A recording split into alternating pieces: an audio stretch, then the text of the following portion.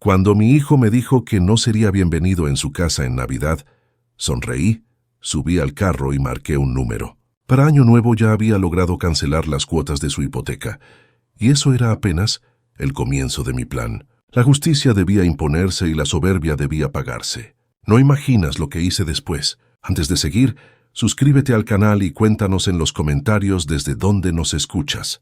Este año podría preparar mi famoso pavo, le dije mientras me acomodaba en el sillón de piel de Michael, ese con el relleno de salvia que tanto le encantaba a tu madre. ¿Recuerdas cómo siempre decía que era mejor que el de su abuela? Las palabras quedaron flotando en el aire cálido, mezcladas con el aroma de las velas de vainilla, caras de Isabela. Michael se movió a mi lado y la luz del enorme árbol de Navidad de casi 4 metros se reflejó en su anillo de bodas. Su postura cambió, encogiéndose como quien se prepara para un golpe. «Papá, lamentablemente no serás bienvenido aquí en Navidad». Sus palabras me atravesaron como un golpe físico. Parpadeé, convencido de haber entendido mal. «¿Qué quieres decir?» «¿Por qué no sería bienvenido?» Michael evitó mirarme. Sus ojos se quedaron fijos en la mesa de mármol, la misma que le ayudé a escoger la primavera pasada, cuando Isabela decidió que sus muebles viejos ya no eran lo suficientemente finos. «Los papás de Isabela van a venir y preferirían que no estuvieras». Sentí un frío en las manos. «¿Preferirían?» «Es más sencillo así, papá. Ya sabes cómo es su familia con las tradiciones. Tienen su propia manera de hacer las cosas». Su voz se apagaba con cada palabra, como si se achicara dentro de sí mismo. Miré alrededor de la sala. Las cortinas de seda que yo había pagado porque Isabela quería más privacidad, los pisos de madera que salieron de mi segunda hipoteca, el acabado de los techos que había saturado mi tarjeta de crédito. Cada rincón de esa casa tenía mi esfuerzo, mi sacrificio, mi amor de padre. Su propia manera, repetí despacio. «¿Y cuál es esa manera, Michael?» Se estremeció. «Papá, por favor, no lo hagas más difícil». Desde el arco de la cocina alcancé a ver la batidora nueva de Isabela, de grado profesional, la que aseguró que necesitaba para su fase de repostería navideña, que no duró más de 3 semanas. $2,000 de mi bolsillo, probablemente usada solo 2 veces desde octubre. ¿Dónde pasaré Navidad entonces? La pregunta me salió más baja de lo que pretendía. El rostro de Michael se arrugó. «Quizá podrías, no sé, visitar a la tía Rosa, o podríamos hacer algo el fin de semana siguiente». El fin de semana siguiente. Como si la Navidad fuera una cita más que podía reprogramarse. Me levanté, con las rodillas que me reclamaban después de 8 años cargando solo con este peso. «Ya entiendo». «Papá, espera». Pero yo ya me dirigía a la puerta, pasando frente a las fotos familiares donde mi cara se volvía cada vez más pequeña y lejana en cada marco, pasando junto al closet lleno de abrigos carísimos de Isabela. Mi mano encontró la perilla firme y helada bajo mi palma. «Hijo», dije sin mirarlo, «diles a los papás de Isabela, ¡Feliz Navidad!». El aire helado de diciembre me golpeó en la cara como un cachetazo mientras caminaba hacia mi camioneta. Detrás de mí, escuché a Michael llamarme una sola vez, seguido por el clic suave de la puerta al cerrarse. Final, absoluto. Me senté un momento en el asiento del conductor, sin encender el motor, mirando las luces navideñas parpadear en las ventanas de casas donde ya no sería bienvenido. Mi celular vibró, seguramente Michael queriendo calmar las aguas con promesas vacías y culpas manipuladoras. No contesté. En lugar de eso, giré la llave y me adentré en la oscuridad, dejando atrás el brillo cálido de la casa que yo había comprado, pero donde nunca fui parte. La calefacción zumbaba contra el frío de diciembre mientras manejaba por calles conocidas rumbo a casa. South Hill se extendía a mi alrededor, cada rincón del vecindario cargado de recuerdos del hombre que solía ser, el que creía que la familia lo era todo, el que daba hasta su último centavo por ver sonreír a su hijo. Aquel hombre fue un iluso. Me detuve en el semáforo de la 29 con Grand, mirando a un padre joven cargar regalos navideños en su SUV. Sus hijos pegaban la cara al vidrio empañado por la emoción. Alguna vez eso fuimos Michael y yo, antes de Isabela, antes de convertirme en un cajero automático con emociones que estorbaban. Los números empezaron a rodar por mi cabeza como una máquina tragamonedas descompuesta. $2,800. Cada mes, por 5 años. Mi calculadora se rindió la primavera pasada Cuando finalmente sumé todo, $140,000, más de lo que María y yo habíamos ahorrado para toda nuestra jubilación. Desaparecido. Así nomás. Pisé el acelerador con más fuerza de la necesaria cuando el semáforo cambió. La camioneta rugió como mi humor. Fifth Street. Ahí fue donde refinancié mi casa. Nuestra casa, la de María y mía, para cubrirles el enganche. El ejecutivo del banco me miró con lástima, aunque en ese momento no lo noté. Señor Flores, ¿está seguro? Está arriesgando mucho por una inversión ajena. Inversión ajena. No el futuro de mi hijo. No la seguridad de mi familia. Una inversión ajena. Lincoln Street. El banco donde pedí una segunda hipoteca, cuando Michael perdió su trabajo hace 2 años. Es temporal, papá. Solo hasta que me recupere. Isabela estaba detrás de él, con una bolsa de $700 al hombro, asintiendo con cara comprensiva mientras hacía cálculos mentales sobre cuánto valía mi desesperación. Nada resultó ser. Mi desesperación no valía nada para ellos. Entré en mi cochera, la del concreto agrietado que no puedo arreglar, porque cada centavo extra se evapora en su fantasía suburbana perfecta. La luz del porche parpadeaba, otra reparación pendiente. Dentro, la casa se sentía hueca sin la risa de María, sin el calor de las reuniones familiares que ya no volverán. Mi teléfono sonó mientras buscaba las llaves, el timbre agudo rebotando en las paredes vacías. El nombre de Isabela brillaba en la pantalla, probablemente para justificar por qué yo no era digno de los delicados estándares de sus padres. Perfecto. Llevaba 5 años esperando esta conversación. Contesté al cuarto timbrazo, dejándola esperar lo justo para que dudara si iba a responder. «Dennis», dijo Isabela con esa dulzura fingida que usaba cada vez que me pedía que pagara el recibo del agua o los impuestos de su casa. Me enteré del pequeño malentendido con Michael. ¿Malentendido? Me apoyé en la barra de la cocina, aún con el abrigo puesto. No creo que haya ningún malentendido, Isabela. Dejaste muy clara tu postura. Mira, sé que esto suena duro, pero tienes que entender la perspectiva de mis padres. Son personas muy tradicionales. Esperan cierto ambiente durante las fiestas. ¿Cierto ambiente?, repetí. ¿Y qué ambiente sería ese? Hubo un silencio. Se escuchaban bolsas de compras al fondo, seguramente gastando dinero que debería ir al pago de su hipoteca. Dinero que al parecer era mi responsabilidad, pues no están acostumbrados a tu tipo de comida, toda esa comida mexicana tan picante y la música escandalosa. Y la verdad, Denise, son personas educadas. Esperan charlas sobre temas de actualidad, literatura, arte, ya sabes. Las palabras dolieron más que un golpe. 8 años aguantando, tragando insultos por Michael, fingiendo no notar cómo me miraba como si fuera un obrero más. ¿Mi tipo de comida? Mi voz se mantuvo serena, contenida. ¿Te refieres a la comida que comiste cada domingo durante 3 años cuando andaban cortos de dinero? Los tamales que decías te recordaban a tu abuela. Eso era distinto. En ese entonces lo agradecíamos, pero ahora, con mis padres, ahora con tus padres no puedes permitirte que el campesino mexicano te avergüence en tu cena elegante. La dulzura falsa desapareció. No seas dramático, Dennis. Esto no tiene que ver con raza. Es una cuestión de clase. Mi padre se graduó con honores de Washington State. Mi madre habla 4 idiomas. Vacacionan en los Hamptons. ¿Qué podrías aportar tú a la conversación de la cena? ¿Historias sobre poner azulejos? Sentí el pecho arder, pero mantuve la voz firme. Levanté un negocio desde cero tras la muerte del abuelo de tu esposo. He dado empleo a más de 50 personas. He pagado más impuestos que lo que tu padre ganó en su mejor año. El dinero no lo es todo, Denise. La educación importa, la clase importa. Y francamente María entendía su lugar mucho mejor que tú el tuyo. La línea quedó en silencio. Había cruzado un límite, uno que ni siquiera sabía que existía hasta que ella lo pisoteó con sus tacones de diseñador. ¿Qué dijiste sobre mi esposa?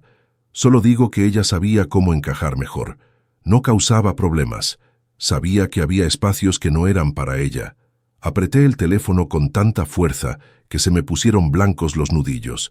María tenía más clase en un dedo que toda tu familia junta. Ay, por favor. Era una señora de limpieza que tuvo suerte. Por lo menos tuvo la decencia de no andar presumiéndolo. ¿Isabela? Mi voz bajó a un tono que ni yo reconocí.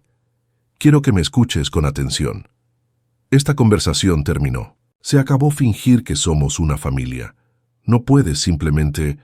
Ya se acabó, repetí y colgué la llamada. Dejé el teléfono sobre la encimera con cuidado, mis manos, para mi sorpresa, firmes. La cocina se sentía distinta, más pequeña, pero también más ligera, como si de pronto se hubiera disipado un peso en el aire. Caminé hasta mi escritorio en la esquina y saqué la carpeta manila que había evitado por meses. Extractos bancarios, papeles de la hipoteca, 5 años de transferencias automáticas que me dejaron en la ruina mientras ellos vivían como reyes. Era hora de detener el sangrado. Parte 4. La primera decisión. Cancelar la hipoteca. Los documentos estaban esparcidos sobre la mesa de la cocina como pruebas en una escena del crimen. 5 años de estados de cuenta, todos mostrando la misma transferencia automática. $2.800 el día 15 de cada mes, desapareciendo de mi cuenta para ir a la de ellos. Un rastro en papel de mi propia estupidez. Saqué la calculadora y comencé a sumar. El primer año, 3.300. El segundo, otros 3.300. Para el tercero ya había dejado de comprarme ropa nueva. En el cuarto comencé a hacer mis compras en tiendas de descuento.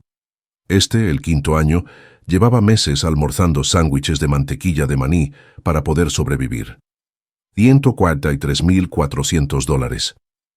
Sin contar el pago inicial, ni las veces que cubrí sus servicios cuando a Isabella se le descontrolaban sus compras. Sin contar el techo nuevo, el jardín, los muebles que exigía su estilo de vida.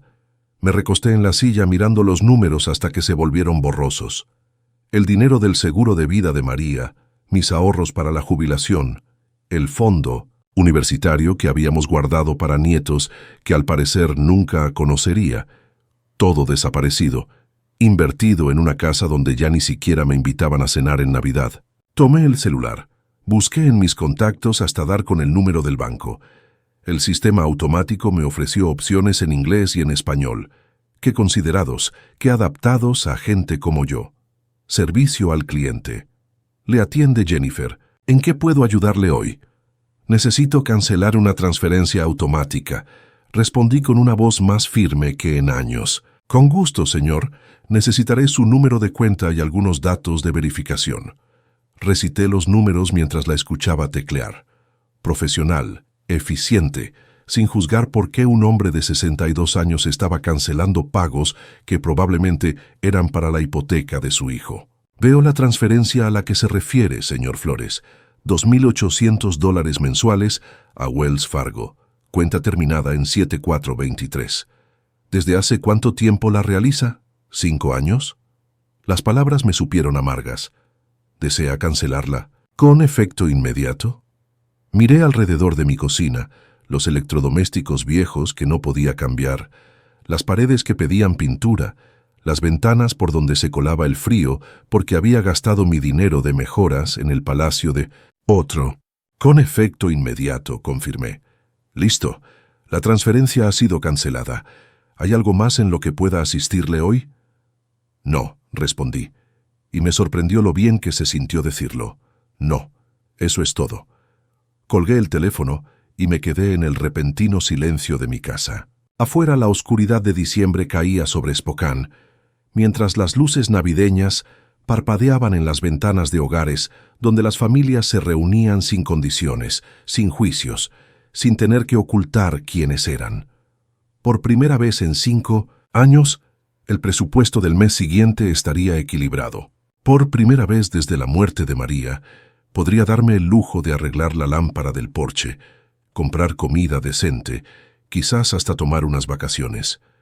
Reuní los estados de cuenta bancarios, los papeles de la hipoteca, todas las pruebas de mi generosidad. Caminé hacia la chimenea, encendí un fósforo y observé cómo 5 años de sacrificios se convertían en cenizas. El calor del fuego en mi rostro fue el más reconfortante que había sentido en mucho tiempo. Mi teléfono vibró con un mensaje de texto, probablemente Michael queriendo disculparse o Isabella pidiendo dinero para algo imprescindible como nuevos cojines decorativos. No lo revisé. En su lugar me serví un vaso del buen whisky, esa botella que había estado guardando para una ocasión especial que nunca llegaba. Esta noche parecía lo suficientemente especial. Levanté mi copa hacia la habitación vacía, hacia la foto de María sobre la repisa, hacia el hombre que fui y el que estaba empezando a ser. «Feliz Navidad para mí», dije, y esta vez lo sentí de verdad. Parte 5. La provocación de Isabella. A la mañana siguiente, el aire era fresco y claro. La luz del sol de diciembre se colaba por las ventanas de la cocina mientras tomaba mi segunda taza de café. Por primera vez en años, no estaba calculando cuánto dinero desaparecería de mi cuenta en 3 días. Esa sensación de libertad sabía mejor que el café colombiano que por fin me había dado permiso de comprar. Mi celular sonó exactamente a las 10:47 am. El nombre de Isabella apareció en la pantalla como una señal de advertencia. «Denise». Su voz tenía ese tono tan conocido de impaciencia apenas disimulada. «Necesito que recojas a mis padres en el aeropuerto de Spokane. Su vuelo desde Portland llega a las 2». Dejé mi taza con cuidado, mirando cómo el vapor se elevaba hacia el techo. «Isabella, ¿acaso olvidaste la conversación que tuvimos ayer? Mira, sea lo que pasó, ahora tenemos que ocuparnos de cosas prácticas. Mis padres necesitan transporte, y tú eres el único que tiene tiempo durante el día». La desfachatez era impresionante. Menos de 24 horas después de decirme que no era digno de compartir la cena de Navidad con su familia, esperaba que actuara como su chofer personal. «¿Por qué me lo estás pidiendo a mí?» «Porque para eso está la familia, Denise, para apoyarse». Su tono se volvió cortante, cargado de fastidio. «Además, seamos sinceros, tú no eres competencia para mí. No tienes lo que hace falta. Así que súbete a tu camioneta y ve por ellos». Ahí estaba, la última humillación disfrazada de orden. «¿Qué aerolínea?», pregunté en voz baja. «Alaska Air, vuelo 447. Los encontrarás en la banda 3 de recogida de equipaje. Y Denise, esperan a alguien que sepa cómo manejar sus maletas. No hagas que pasemos vergüenza». Pude oír el sonido de sus uñas golpeando contra algo duro. Probablemente la encimera de granito que yo pagué cuando decidió que el laminado no era lo suficientemente elegante para sus cenas. «Claro», respondí. «Me encargo de todo, perfecto. Y ponte algo decente. Quizás esa camisa azul que usaste para la graduación de Michael. Ellos se fijan en esos detalles». La llamada terminó. Ni siquiera se molestó en dar las gracias. Me recosté en la silla, mirando la pantalla en negro del celular. Las 2 en punto. Vuelo 447. Banda 3. Miré el reloj de pared sobre el fregadero. 10:52 am. Tenía tiempo de sobra. Me serví otro café. Le puse más azúcar y abrí el periódico de ayer en la sección del crucigrama, que no había terminado. Set horizontal, gratificación retrasada. 2 letras. Ya se me ocurriría. Parte 6. La trampa del aeropuerto. A las 2:15 p.m. estaba acomodado en mi sillón favorito, con una taza de Earl Grey recién hecha y la edición dominical del Spokane Review. El crucigrama del día anterior yacía completo sobre la mesa de centro. Gratificación retrasada era postergación. El celular vibró sobre la madera. Otra vez el nombre de Isabella. Lo dejé sonar.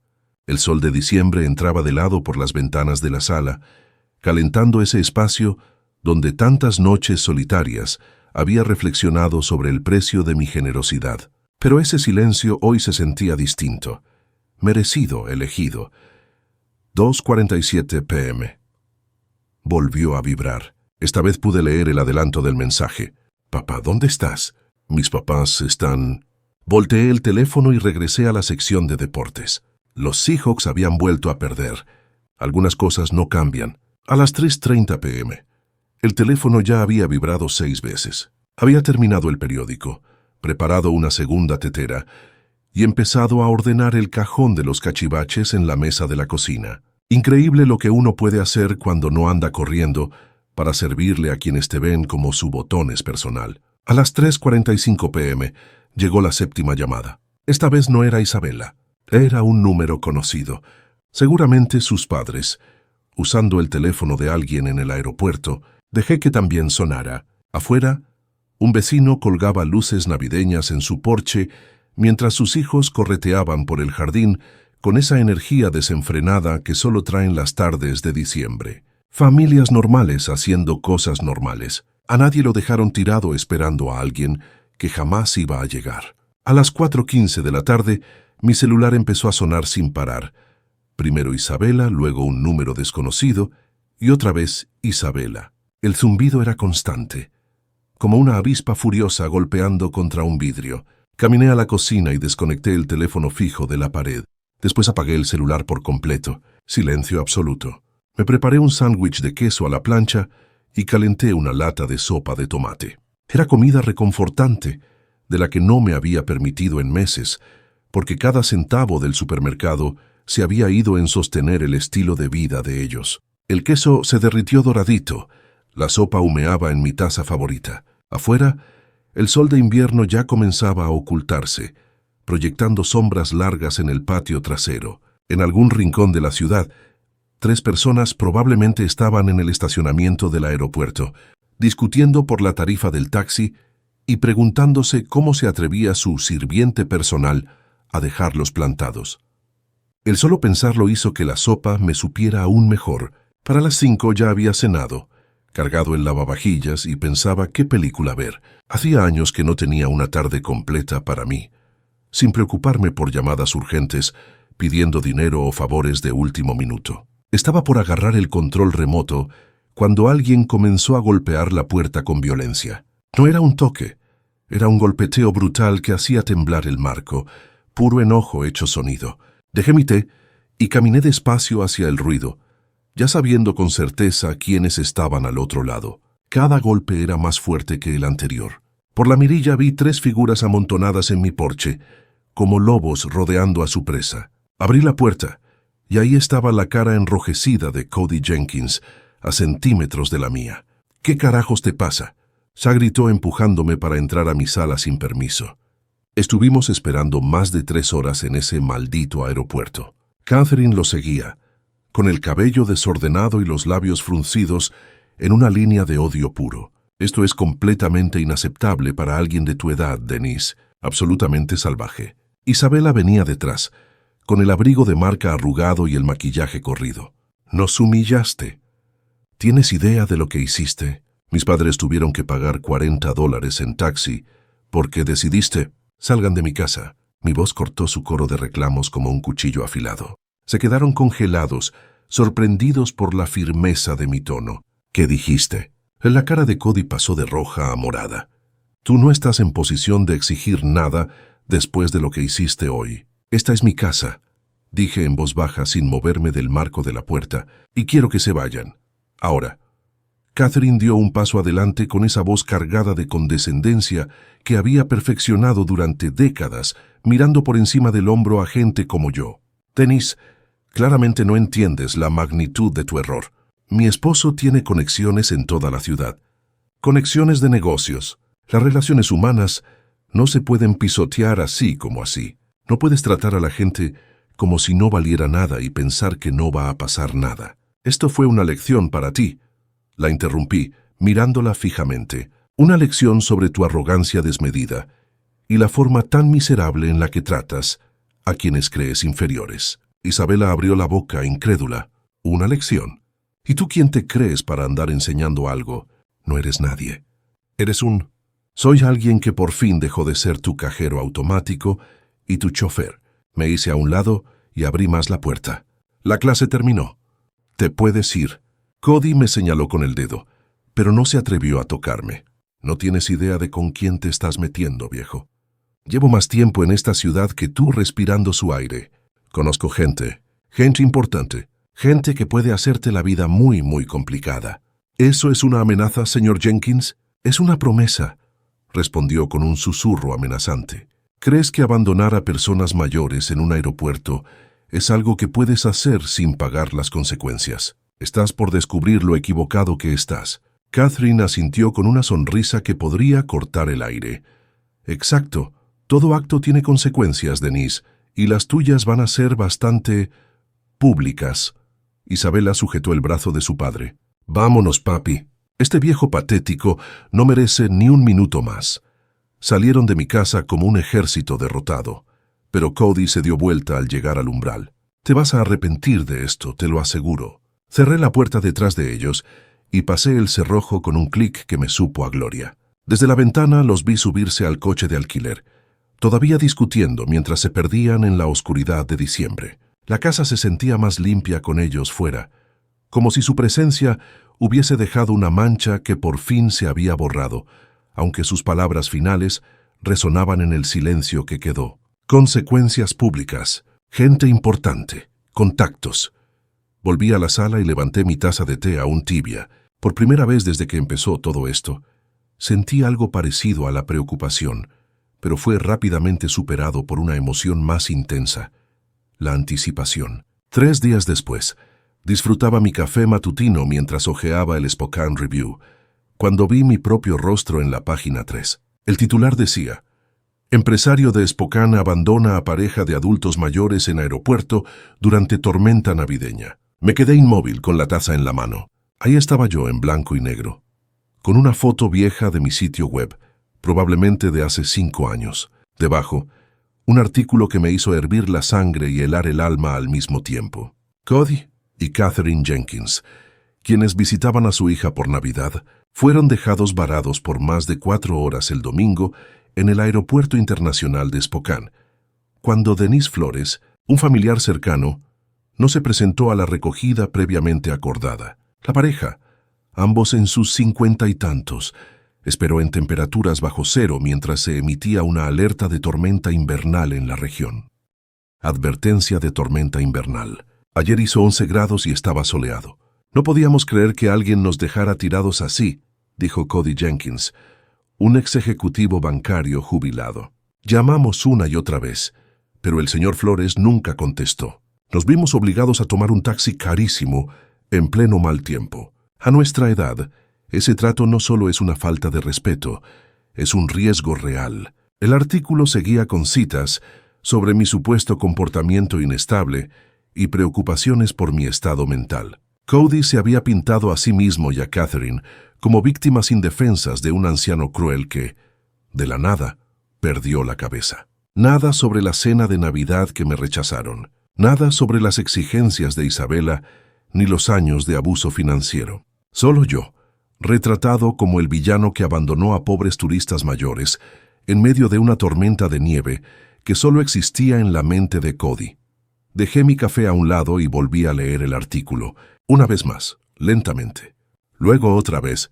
La nota era de Patricia Morrison, editora de Estilo de Vida. No me sonaba el nombre, pero sí reconocí la jugada. Cody había movido hilos, usado sus contactos en el mundo financiero para colocar esta historia justo donde más daño me haría. Inteligente, muy inteligente. Por primera vez desde que comenzó todo este embrollo, sentí un respeto, aunque fuera a regañadientes por mis oponentes. No eran solo críos mimados haciendo berrinches, eran calculadores. Entendían que en una ciudad pequeña como Spokane, la reputación lo es todo. Un solo artículo bien colocado podía arruinar décadas de esfuerzo. Declararon una guerra total. Doblé el periódico con cuidado y lo dejé a un lado, mientras mi mente ya entraba en ese modo meticuloso de planificación que me permitió levantar mi negocio desde cero. Ya no se trataba de traslados al aeropuerto, ya no era por la cena navideña, ni por pagos de hipoteca, se trataba de ganar. Saqué la laptop y empecé a buscar nombres en Internet. Cody Jenkins, Catherine Jenkins, Isabela Flores, sus perfiles públicos, sus conexiones, sus rutinas, sus puntos débiles, todo lo que ingenuamente habían compartido durante años. Si querían jugar ajedrez, les iba a mostrar cómo juega un verdadero estratega. Miré el calendario de la pared. 18 de diciembre, 7 días para Navidad, 7 días para planear algo que no iban a olvidar jamás. Pasé los siguientes 3 días viviendo en otro mundo. No en el mundo donde yo era Denise Flores, el viejo acabado al que su familia pisoteó, sino en el mundo donde yo era Denise Flores, empresario, mente táctica, alguien que construyó todo con sus propias manos y que no iba a permitir que un grupo de parásitos consentidos arruinara lo que le costó 40 años levantar. Mi computadora portátil se convirtió en mi centro de operaciones. Las pestañas del navegador estaban repletas de perfiles de redes sociales como si fueran cartas en una partida de póker de alto riesgo. Cody Jenkins, exgerente del First National Bank, socio del Country Club de Spokane, tesorero de la Asociación de Empresarios del Noroeste Interior. Un hombre que había pasado su carrera en cargos de confianza e influencia, con mucho que perder.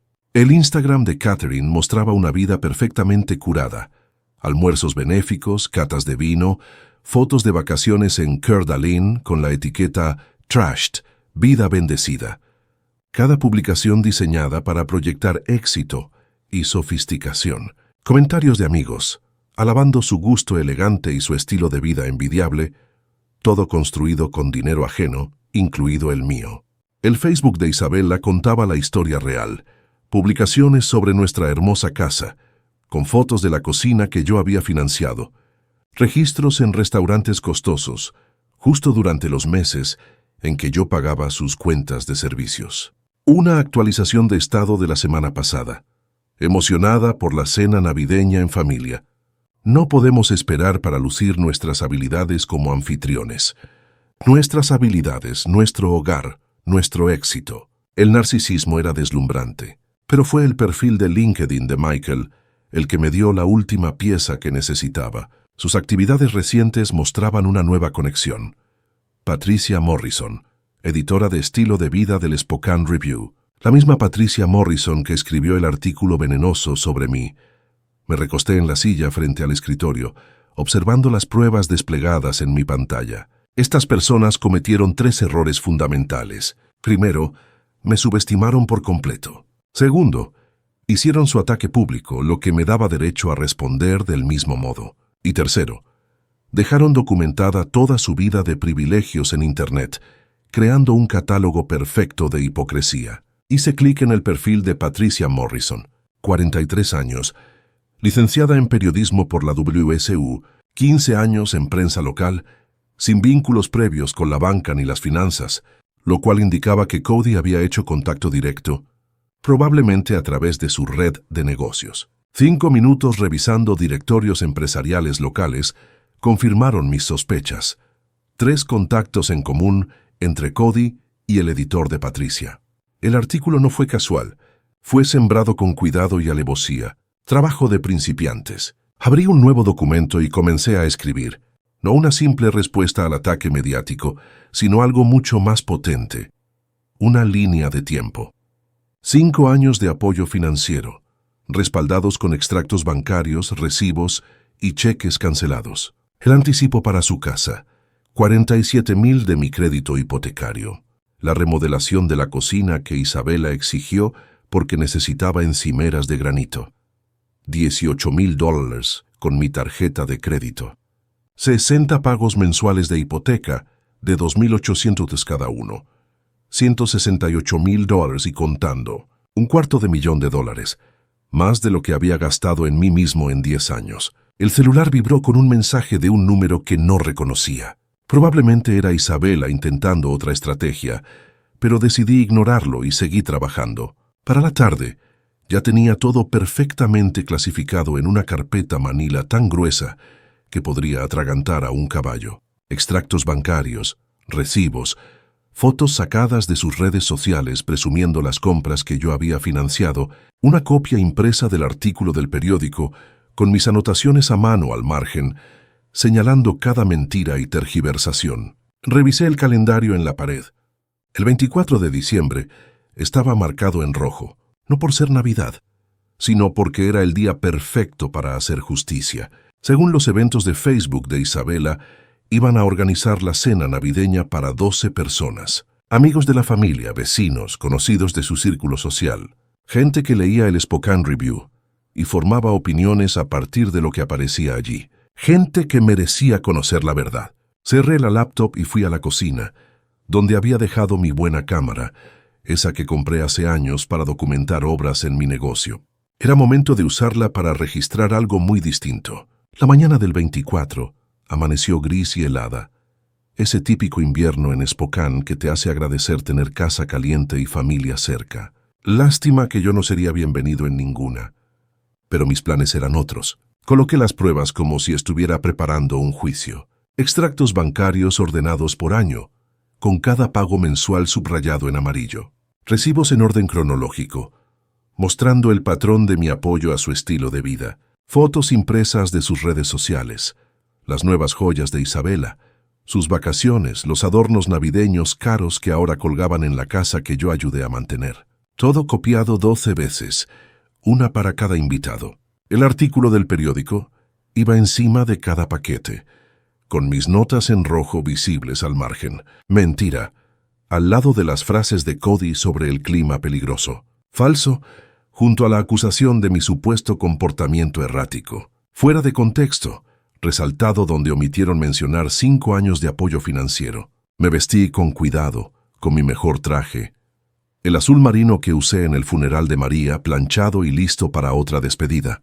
Ese día me despedía del hombre que permitió que lo pisotearan. Esa noche me convertiría en alguien que merecía respeto. A las 6:30 p.m., guardé los paquetes de evidencia en mi portafolio y manejé hacia Kendall Yards.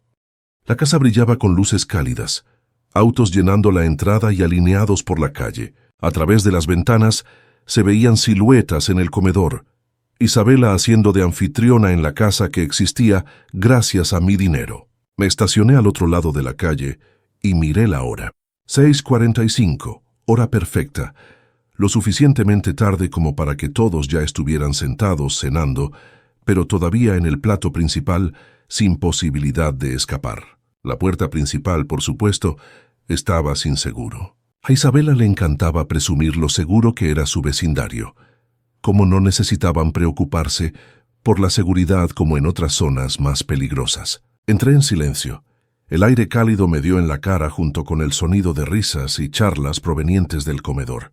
Y entonces Catherine soltó: «Pero cariño, así no se hacen las cosas en nuestra familia». Alguien más comentó algo y estallaron más carcajadas.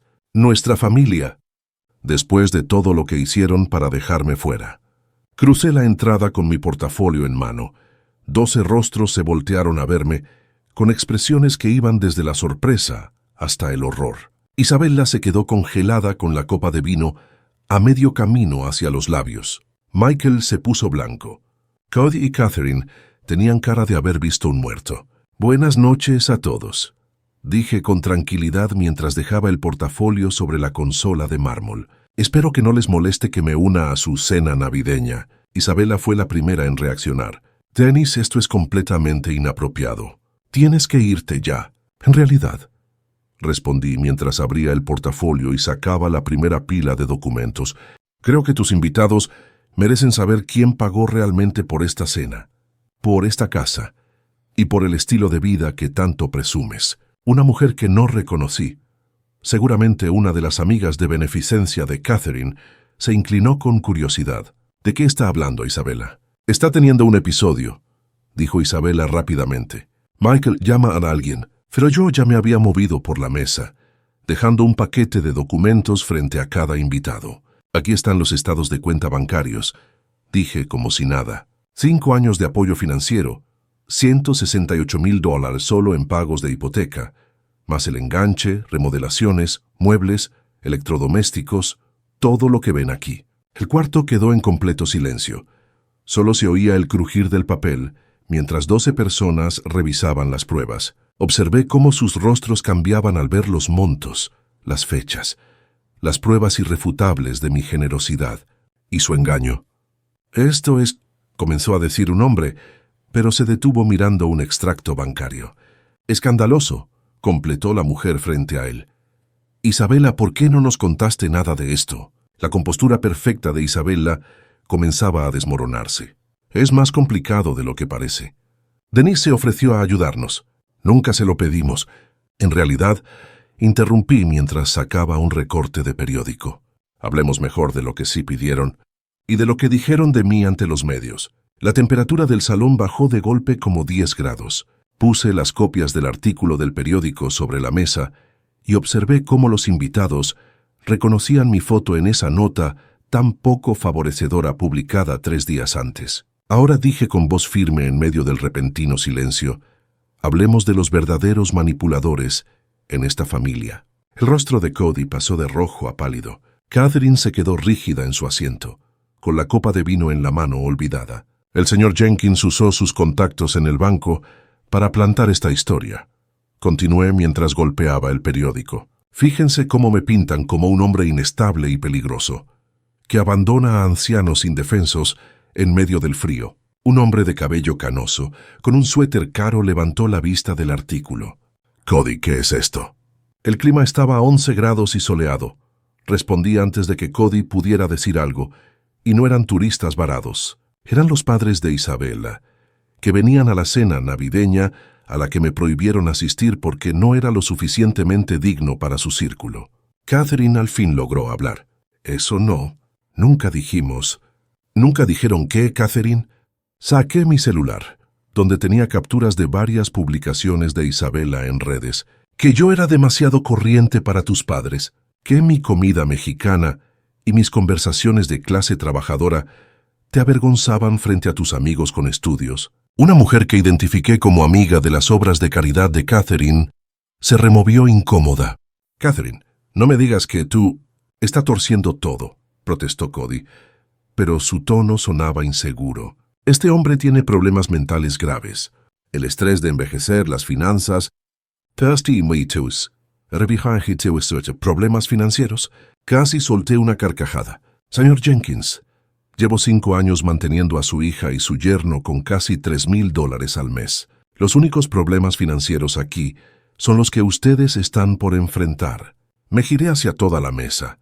Estas personas me han sacado $200,000 mientras me insultaban a mis espaldas. Han manipulado a mi hijo para que se aleje de mí. Me han vetado de reuniones familiares y cuando al fin me defendí, intentaron destruir mi imagen en el periódico. Michael habló por primera vez, casi en un susurro. Papá, no sabía nada del artículo. Tu esposa sí lo sabía, respondí en voz baja, y sus padres lo planearon todo. Me convirtieron en el villano por negarme a ser su cajero automático y su chofer personal. La atmósfera en el salón empezó a cambiar como placas tectónicas. Se notaba en las caras de los invitados, al comprender poco a poco que todo lo que les contaron sobre los generosos anfitriones de esta noche era una mentira. Esto es inadmisible, dijo una señora mayor con perlas mientras veía los estados de cuenta bancarios. Cody, ¿cómo pudiste permitir que tu hija se aprovechara de la generosidad de este hombre y luego lo atacaran públicamente por dejar de sostenerlos? La fachada cuidadosamente construida por Cody se venía abajo. No conocen todo el contexto. Lo entiendo perfectamente, lo interrumpió la señora. Ese hombre estuvo sosteniendo económicamente a tu familia mientras lo trataban como si fuera un sirviente. Y cuando por fin se atrevió a decir que no, intentaron destruir su reputación. La voz de Catherine sonó ahogada. Nos abandonó en el aeropuerto. Después de que me dijeras que no era bienvenida en la cena de Navidad porque mi presencia sería inapropiada para tus padres, respondí con calma. Tras 5 años pagando sus cuentas, mientras ustedes me menospreciaban por mi origen y nivel educativo, lo único que quedó fue un silencio sepulcral. 12 personas observaban a Cody y Catherine con una mezcla de asco y vergüenza por haberse relacionado con ellos. Isabella hizo un último intento desesperado por controlar la situación. Por favor, esto es un asunto familiar que se nos fue de las manos. No, respondí con firmeza. Esto dejó de ser un asunto familiar en el momento en que lo hicieron público, cuando usaron el periódico para atacar mi integridad, cuando decidieron que mi reputación era un daño colateral aceptable para su orgullo. Miré alrededor de la mesa a rostros desconocidos que ahora sabían exactamente quién era yo. Quise que todos conocieran la verdad antes de volver a leer el nombre Denis Flores en la prensa, porque volverán a leer sobre mí. Pero la próxima vez será la verdadera historia. Cerré el maletín y me acomodé la corbata. Disfruten el resto de la cena. Es la última que pagaré. Mientras me dirigía a la puerta, el caos estalló detrás de mí.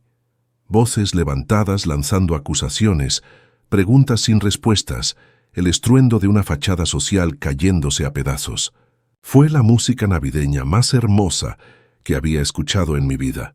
La carta llegó un martes por la mañana de marzo, enviada por correo certificado y con el peso de la ley en cada palabra. Firmé al recibirla en la puerta de mi casa, notando cómo el aire de primavera olía a renovación y esperanza, tan diferente de la desesperación invernal que marcó aquellos oscuros días de diciembre.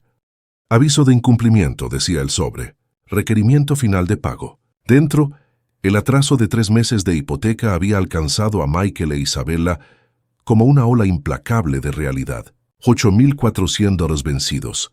14 días para saldar la deuda o enfrentar un proceso de embargo sobre la casa que yo les ayudé a comprar. Dejé la carta a un lado y volví a mi café, leyéndola como quien observa el clima en otro país. Curioso, pero ya no mi problema.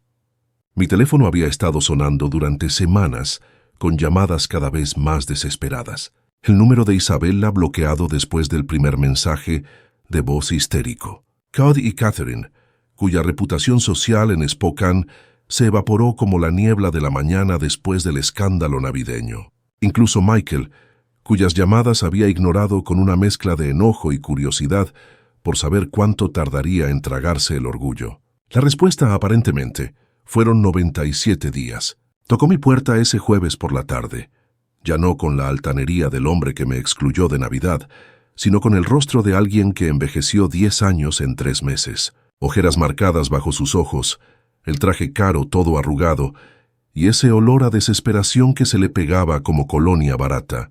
«Papá», dijo apenas abrí la puerta, «tenemos que hablar». Me hice a un lado para dejarlo pasar, y noté cómo miraba mi casa, como si la viera por primera vez. Los muebles nuevos que compré con mi primer sueldo sin hipoteca, la pintura fresca en paredes, que no tocaba desde hacía 8 años, porque cada centavo sobrante había sido para mantener su estilo de vida. Las reparaciones que por fin pude hacer, ahora que no estaba financiando el sueño americano de otro. «Bonito lugar», murmuró. «Es lo que pasa cuando uno gasta en sí mismo y no en quienes no lo valoran», respondí mientras me acomodaba en mi nuevo sillón reclinable. «¿Café?», negó con la cabeza, sentándose apenas en la orilla del sofá como si le diera miedo relajarse. «Papá, necesito que sepas cuánto lo siento por todo. La cena de Navidad, el artículo en el periódico, la forma en que Isabella, en que te tratamos». «Sigue», dije. Yo no sabía que Cody había plantado esa historia, lo juro. Cuando me enteré, se pasó las manos por el cabello. «Dios, papá, las cosas que decían de ti a tus espaldas, cómo hablaban de nuestra familia, de la memoria de mamá». Apreté la mandíbula al oír el nombre de María, pero mantuve la voz firme. «¿Y exactamente qué decían de tu madre?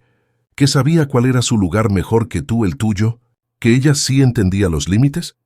No pudo mirarme a los ojos. «Debí defenderte. Debí enfrentarme a ellos hace años». «Sí», respondí simplemente, «debiste hacerlo».